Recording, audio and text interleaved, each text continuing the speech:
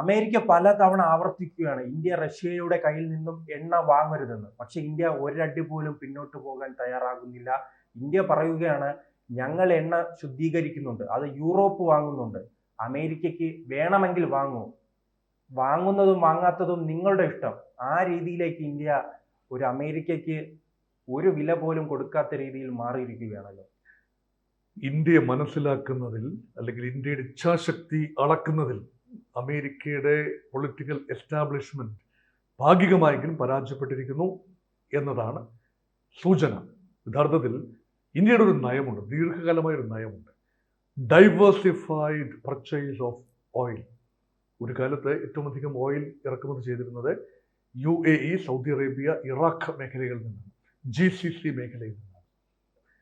Ukraine യുദ്ധം വന്നപ്പോൾ, റഷ്യക്ക് നേരെ കടുത്ത ഉപരോധം വന്നപ്പോൾ എണ്ണ ഇറക്കുമതി, റഷ്യയിൽ നിന്നുള്ള ഇറക്കുമതി ലാഭകരമായി ഇന്ത്യ കണ്ടു.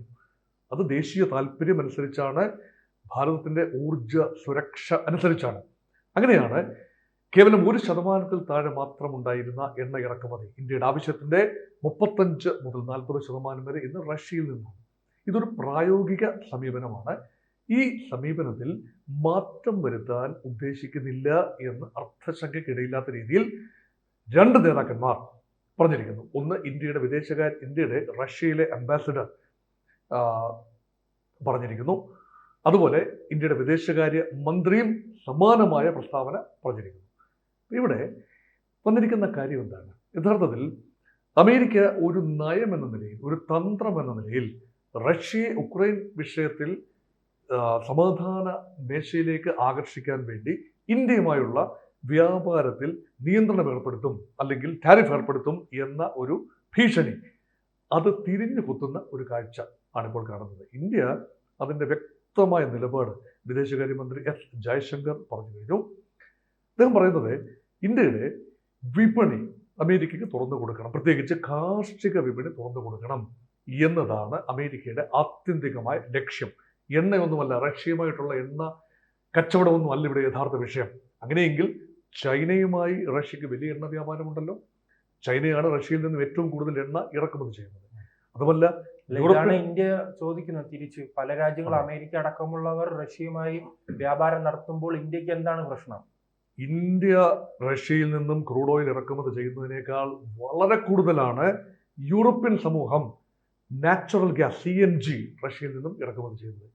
ഇൻഡോ റഷ്യൻ വ്യാപാരത്തെക്കാൾ 10 മടങ്ങ് കൂടുതലാണ് യൂറോപ്യൻ യൂണിയൻ റഷ്യ വ്യാപാരം. ഇപ്പോഴും അത് അഭംഗുരം തുടരുന്നു.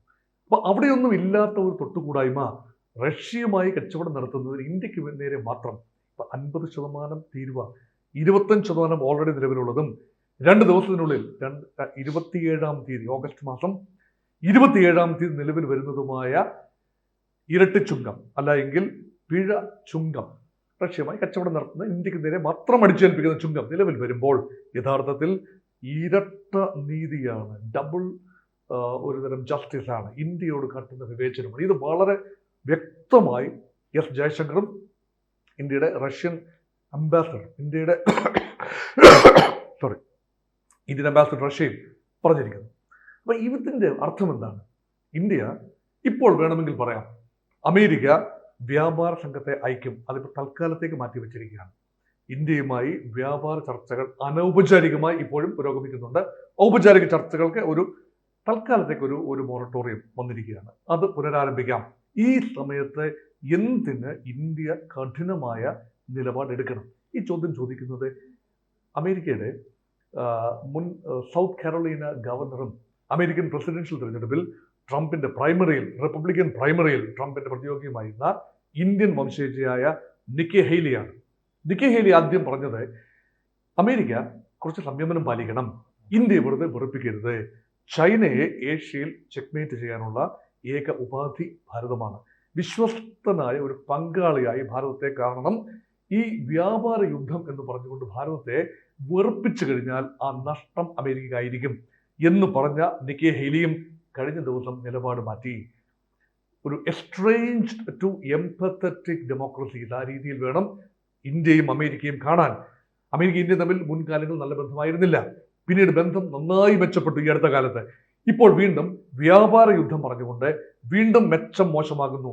ഇതിന്റെ പ്രയോജനം ചൈനയ്ക്ക് പോകാൻ പാടില്ല. അതുകൊണ്ട് ഇന്ത്യയും കുറച്ചൊക്കെ വഴങ്ങിക്കൊടുക്കണം, ട്രംപിന്റെ ഇംഗിതത്തിന് ഭാരതവും വഴങ്ങിക്കൊടുക്കണം എന്ന നിക്കി ഹെയ്ലിയുടെ പ്രസ്താവന വന്നതിന് തൊട്ടു പിന്നാലെയാണ് Indian ambassador to Russia Vinay Kumar അദ്ദേഹം വ്യക്തമായി പറഞ്ഞിരിക്കുന്നു, സാധ്യമല്ല, ഇന്ത്യ റഷ്യയുമായുള്ള കച്ചവടം, എണ്ണ കച്ചവടം തുടരും. നമ്മൾക്ക് ആകർഷകമായ റൂബിൾ ടേംസിലാണ് കച്ചവടം നടക്കുന്നത്. വേറൊരു രാജ്യവുമായും ആ രീതിയിലുള്ള കച്ചവടമില്ല. അതുകൊണ്ട് ഇത് നിർത്തിവെക്കാൻ ഉദ്ദേശിക്കുന്നില്ല. അതുകൊണ്ട് അമേരിക്കയുടെ വരട്ട് അവിടെ സാധ്യമല്ല. അതുപോലെ എസ് ജയശങ്കർ പറയുകയാണ്, ഇവിടെ അമേരിക്ക തുടരുന്ന ഇരട്ടത്താപ്പ് ഞങ്ങൾക്ക് മനസ്സിലാകുന്നുണ്ട്. ട്രംപിനെ പ്രലോഭിപ്പിക്കുന്ന പ്രധാന കാര്യം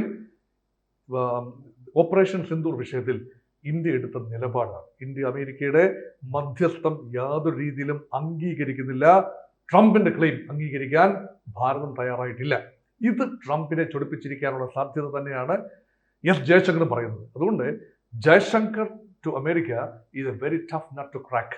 ആ രീതിയിലാണ് മോദിയെ കുറച്ചൊക്കെ സഹിക്കാം.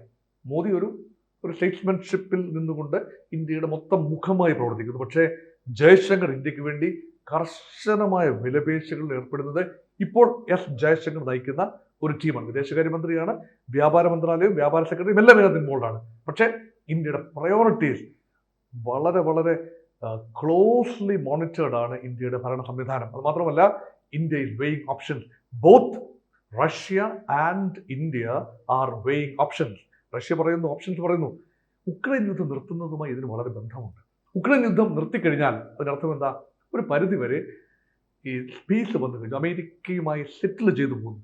സെറ്റിൽ ചെയ്യാതെ ഇരുന്നാൽ ചൈന, ഇന്ത്യ, റഷ്യ, വേണ്ടി വന്നാൽ ഇറാൻ ഒരു അച്ചുതണ്ടിലേക്ക്, രാഷ്ട്രീയ അച്ചുതണ്ട് അല്ലെന്ന് ഓർക്കണം, ഒരു സാമ്പത്തിക അച്ചുതണ്ടിലേക്കും പിന്നീട് ഒരു നയമാറ്റത്തിലേക്കും ഒക്കെ. അല്ല, അങ്ങനെ ഒരു പുതിയൊരു വഴി മുൻപിൽ ഉള്ളത് കൊണ്ടാണോ? മുൻകാലങ്ങളിൽ നമുക്കറിയാം അമേരിക്ക ഒന്ന് വിരട്ടിയാൽ വിരളുന്നതായിരുന്നു ഇന്ത്യയുടെ രാഷ്ട്രീയ നേതൃത്വം.